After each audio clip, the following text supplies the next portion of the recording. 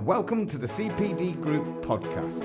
Join us as we guide you through all things CPD, interview some special guests, and offer advice to help your business thrive. We hope you enjoy listening. Hello everybody and welcome back to the CPD Group podcast. We're here today with Alex Robinson from Novus Digital. So they are specialists in the world of search engine optimization, or SEO as people know it. So whether you're new to the world of websites and getting yourself up the Google rankings, or whether you're well established and you have your website running and you have an SEO strategy in place, hopefully Alex will be able to give us some insight into what you can do to help boost your strategy in the SEO arena and help yourself get more visible on Google and things like that. Okay, so welcome Alex. Thank you very much for coming in to see us today. Thank you for having me. No problem at all. So tell us a little bit about yourself then and Novus Digital and how you got into the world of SEO yourself. Yeah, so I actually fell into SEO by accident. I used to be in recruitment many years ago and ended up joining an SEO agency on the back of a sales role that I was meant to be recruiting for, but ended up falling into that role directly. And very shortly afterwards discovered that I'm not very good at sales at all. And they promptly put me in an operations role where I learned the basics. That was coming up to 9 years ago now. And I started Novus 5 years ago, essentially, again, on a bit of a fluke and a whim. I had an old client call me up from many years ago. The agency that I'd been working at had gone under and they were looking for a resource and they called me out of the blue. Yeah, super. So it was kind of by accident then you're in this well? Very much by accident, but yeah, a meeting of fates. Yeah, good stuff. So let's take this right back to basics then for those people that are new to the whole world of websites and search engine optimization. What is SEO and search engine optimization ultimately? So search engine optimization is the process by which we increase the visibility of people's websites on search engines like Google. And it's ultimately Google's job to provide the most accurate and relevant result for someone's given search query. Right, super. I mean, when I'm talking to our marketing team, the guys behind the camera here today, I hear the terminology keywords thrown about all the time. Can you tell us what is a keyword and how that kind of affects your search engine optimization? Absolutely. So keywords essentially come down to the core of what we do. So a keyword is a search term or a phrase that somebody may put into Google or another search engine that they're using to answer a certain query. And then from there, Google, we'll just use Google interchangeably for the term search engine moving forward, because let's be honest, most of us use it. We'll then try and find the most relevant result for what it is that you've searched for after, of course, the ads, which is where they make their money. Right, super, yeah. You see those ads popping up all the time, don't you? So, yeah, this is about kind of that organic growth on their rankings rather than the paid stuff. Is that right? Exactly right, yeah. So it's below the paid stuff, and that's where the trust and authority comes in. So whereas only roughly 15% of people will click on those ads, and that is, of course, where Google makes most of its revenue from, it's all about the organic, which is where roughly 50% of people will click on. So it's because about generating that trust and authority. Great. So is it possible that you could share with us some SEO strategies or techniques that training companies, the kind of CPD providers that we work with, could possibly implement into their kind of routine around their website to help improve their visibility online? Yeah, absolutely. And this is one of my favorite myths that we can bust at the moment, is that SEO is only available to those with deep pockets. And it's absolutely not the case. Something that even if you're the owner yourself watching this and they're interested in boosting your visibility, there are things that you can do yourself. Of course, if you're in a really competitive niche, so for example, if you're looking to rank, say, internationally, you're going to struggle to do that on your own, just unless you're in a hyper low competition niche. But things you could do yourself is, I'd always say, start with the content and look at the basics. So ensuring what are your core services, for example, making sure that you have a relevant page on the website, somewhere for Google and your visitors to go to in terms of what are your key services. So taking a look at that, what are the likely terms that people are searching for in order to actually find those services, and then building pages and in-depth content around that. Now, it's not just a case of throwing 1,000 words on a page either. You want to make sure that there are calls to actions and things that people can interact with on that page, testimonials, etc. Those are all things that I think, even with limited time, you should be looking at on your website as ticking basics. I can go into a lot more detail if you like. That's super. We'll touch on a few more bits, I'm sure. So I hear as well about the 4 pillars of SEO. Can you tell us what the 4 pillars of SEO are? Yeah, so the first one for us is always technical, and this is laying the foundations, because of course there's no point building a house, which you think of as your website, if you don't have concrete foundations in place. I don't know anything about building beyond that, but that's the basics. So you want to make sure that your website is well optimized from a technical perspective. So that's making sure that it runs fast. And this is a massive ranking factor now, making sure that your website is loading quickly, not just for Google, but also for your users as well. With attention spans falling rapidly, it's taking longer than 2.5 seconds to load, then there's something wrong. And it's better to have a better optimized, ugly website than a really nice looking website that takes 30 seconds to load. No one's going to see it.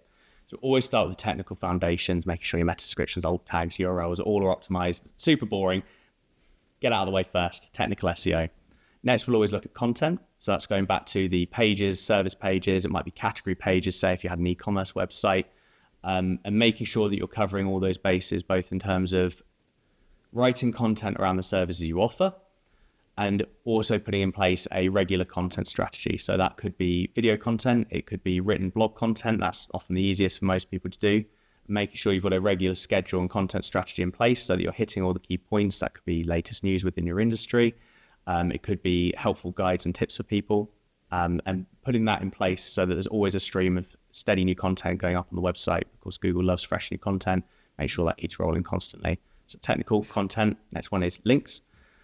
This is often the most difficult one for people to get their heads around, and is something that's only come into UK SEO in maybe the last 2 or 3 years. A lot of agencies haven't been doing this very long. This is something that I was brought up doing 9 years ago in SEO, so we're doing it before it was cool, as we say. But if you think of a link from one website back to another as a vote of popularity in the eyes of Google, so that could be something such as your Facebook page going back to your website. That is in essence a link. And that carries a lot of weight on authority. It's essentially a mark of trust from one website to another. I trust this website enough to link back to them, and therefore I'm signaling to Google this is a trusted source and an authority on whatever topic it is that they're linking back to. This is one that I'd recommend perhaps not doing too much of yourself. Of course, you can set up the basics, social media profiles, some directories, definitely making sure you have your Google business profile sorted. But beyond that, more detailed and comprehensive link building can get messy. I definitely avoid paying for links from retailers that just sell them. Typically, although there are some exceptions, they can be detrimental to your overall website health and get you in a lot of trouble. But yeah, I'd typically recommend leaving that to the experts. So that's content, technical, links. The fourth is conversion optimization or user journey. And this is becoming so much more important in the world of SEO now as Google gets smarter and moves towards the business that they want to be. They're now analyzing how people are engaging on websites. Where are they clicking? What are they looking at? How long are they spending on the site?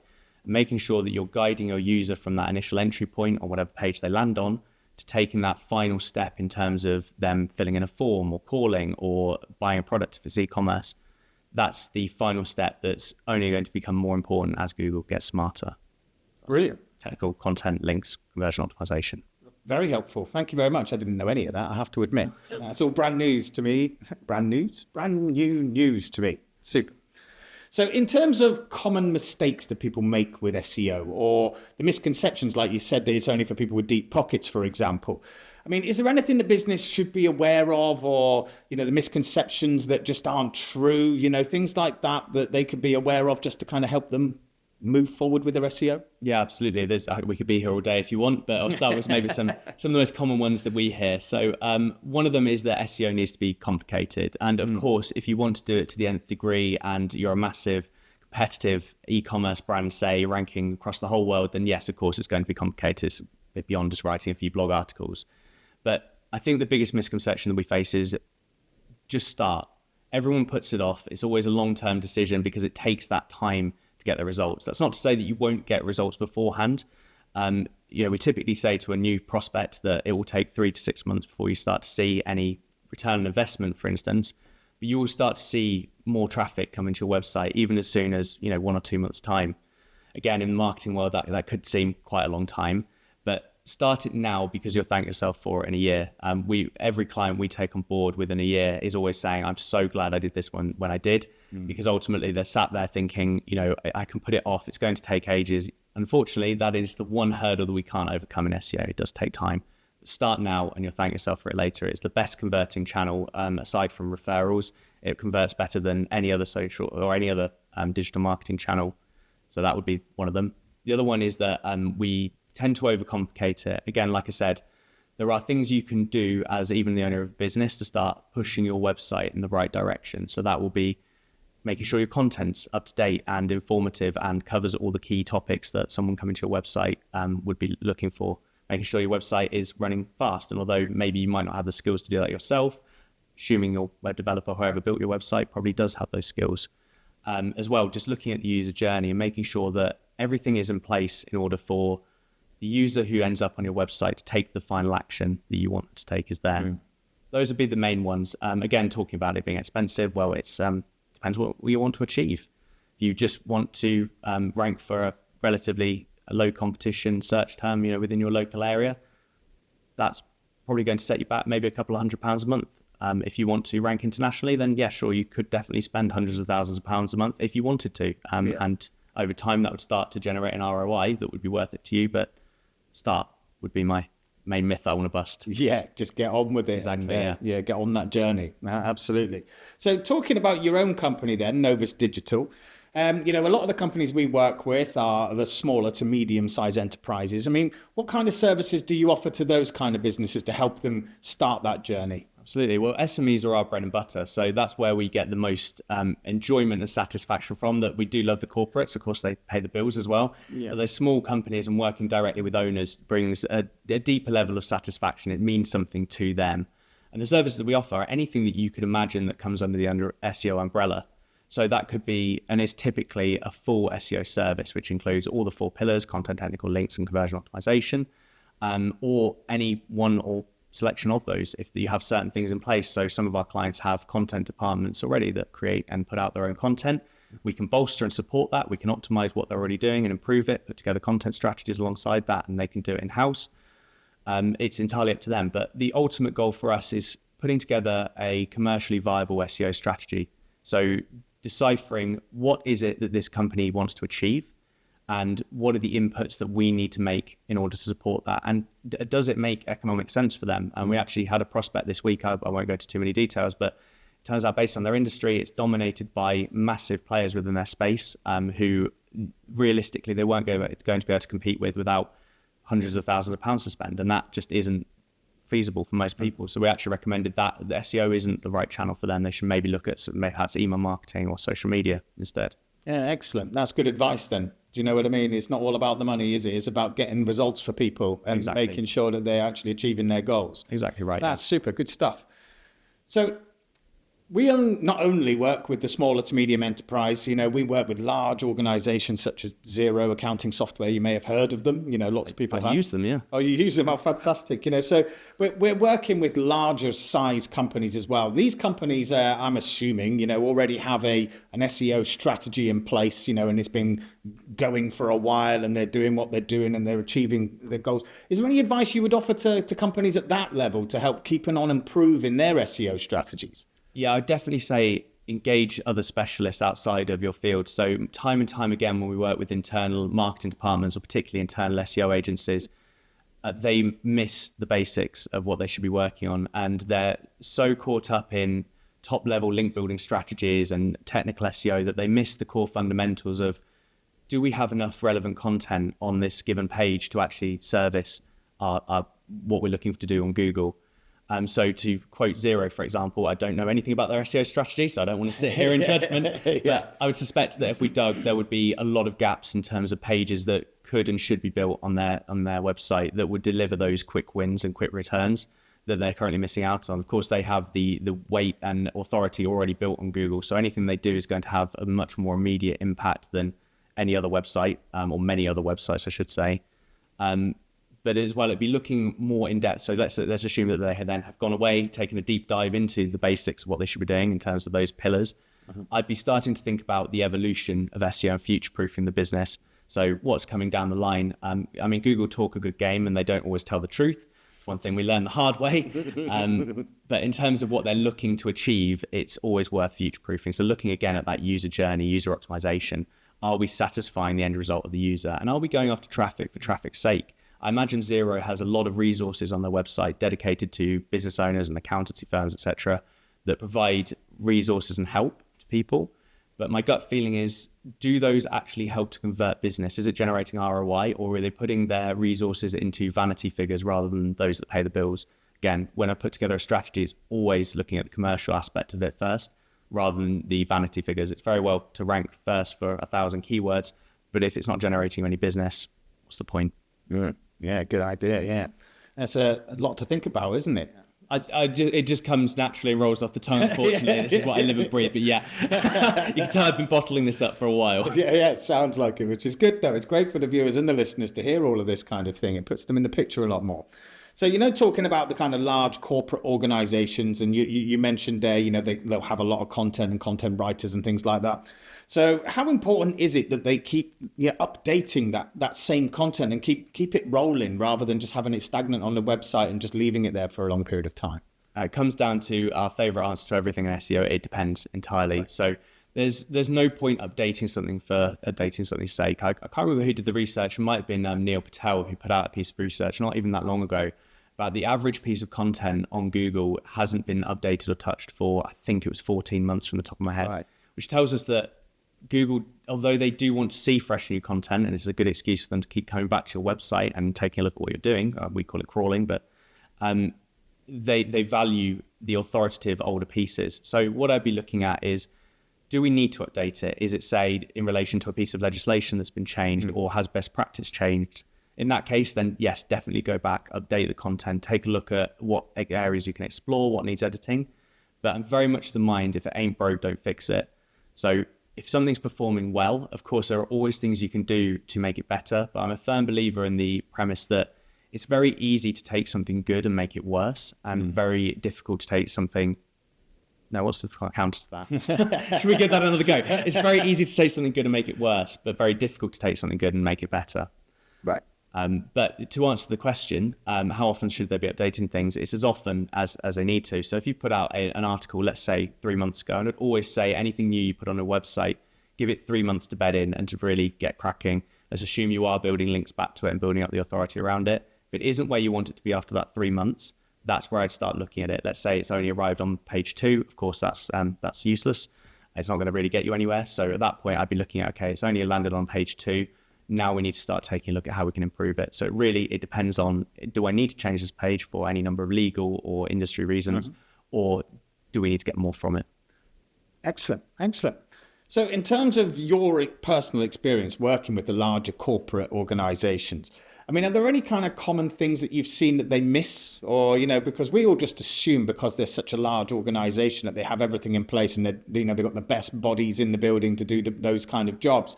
But that's not always the case, is it? So, I mean, is there common things that you see that even the larger organizations miss, or they don't quite get right and potentially improve upon? Yeah, I think the starting point always comes back to content. And the main case study that comes to mind here is we did a big piece for Clinton's Cards, who have actually shut down their e-commerce functionality now. But the big piece there was their product category pages. So it's an e-commerce example, but still relevant to anyone essentially, is making sure that they cover all those bases. So they had vast areas of their website. For example, you think of Clinton's, what do you go there for? Birthday cards, mother birthday cards. All of these categories and subcategories were missing content on their website. So that was a key starting point for us, was making sure that we're actually telling Google what these pages are for. Of course, it gets some understanding and basis just from the title of the page and the URL, but making sure that it actually goes into detail about what it is that they do. So that's something that we're seeing less. It seems to be that people are finally getting to grips with it, and the content side is covered.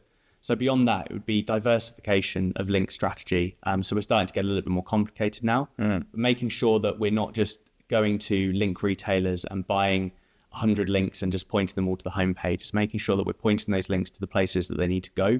So for example, those category pages to bolster the authority. Again, every link back to a page or a website is a vote of popularity, vote of authority. The more that you have, the more authority Google's going to put, more weight it's going to give you in terms of trust. Fantastic. That's some really good advice in there. Absolutely. So talking of that then, what sort of trends are now kind of appearing in the world of SEO? I mean, are there particular trends that you're seeing from the work that you do that are commonplace across the larger corporate kind of organizations, or even the smaller companies, to be fair? I mean, what kind of trends are you seeing? It's all coming back down to trust. So in the world of AI, we've just had a massive algorithm update that has penalized a lot of the less creative use of AI content. That's not to say that AI content on its own is inherently bad. It's about how we use it. We use it for research, structuring, title, ideation, things like that. But when it comes to just creating thousands and thousands of words of content with the purpose of using it on your website, that isn't going to fly anymore. And that's a big relief for us because the internet was becoming very crowded very quickly with a lot of articles out there that weren't delivering any value. But in terms of the changes that we're seeing on top of that, Google is ultimately only there to serve the interests of its users and to provide the most relevant result for someone's search. So I'd be looking at, does the content, do the pages that you have on your website serve the intent of your users? Is it answering their questions and allowing them to get the end result that they want? So that's becoming even more prominent over time, and the trust factors as well. So for example, making sure that you have relevant reviews. Your Google business profile, very important for reviews, much more for local businesses, but national businesses as well, really, really important for that. Google, of course, weights their own platform. That's not to say that Trustpilot, Yelp, etc. isn't beneficial, but we noticed that Google is the most important factor in that. So making sure you've got lots of Google reviews, make sure they're not fake as well. We do occasionally catch people doing fake reviews and wouldn't recommend it. You can get away with it every now and then, but certainly wouldn't recommend it en masse. It's going to get you in a lot of trouble. And of course, the dreaded manual action penalties do come for those that game the rules. Beyond that, I'd be looking at a big algorithm update. I think it was 2021 this launch was it was called the EEAT update, which stands for Expertise, Experience, Authority and Trust. So particularly if you operate within the finance, health or legal space, making sure that you have an authority within your business who can act as a face for any content that you are putting out. So for example, if I was to put out a blog this afternoon about SEO, it's probably not going to bring a lot of authority to it just on its own. However, if it has my face and a bit of my credentials, I've worked in an agency for 9 years, I've had a lot of experience on X, Y, and Z, then that's going to give Google the trust signals it needs in order to give weight to that. So definitely looking at that. And I think going back to the question you asked a few minutes ago about what do a lot of larger companies miss, it is putting that face and the authority behind things. If you can imagine you've got a large team of people putting out content all the time, it doesn't have that personal touch and it doesn't have that weight of authority behind it. It has the weight of the brand, but not of the individual.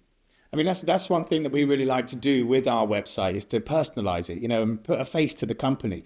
I mean, what we're doing here today is kind of giving our competition a little bit of hints as well as to what we're kind of trying to achieve, which, it's all good, isn't it? You know what I mean? Absolutely. But, when you're looking at kind of, again, the larger corporate organizations and things like that, what kind of things would you recommend to them to actually do straight away to improve what they're doing? I know you've probably covered this a little bit, so. Yeah, I'd take stock and analyze what exactly you have been doing and see what the weak points are. So there's subcategories within the 4 pillars of SEO. Each of those can go down to the nth degree of how much detail you go into. But I'd create a checklist. So internally, we have a 200-step on-site checklist that we go through for any new website that we come on board. Prioritized, of course, but the 200 doesn't carry nearly as much weight as the top. And those things will cover the things like site speed, image optimization, URLs, etc. I'd start going back through the basics, and before you plow forwards with creating more, look at what you already have, which may run contrary to what I said earlier, if it ain't broke, don't fix it.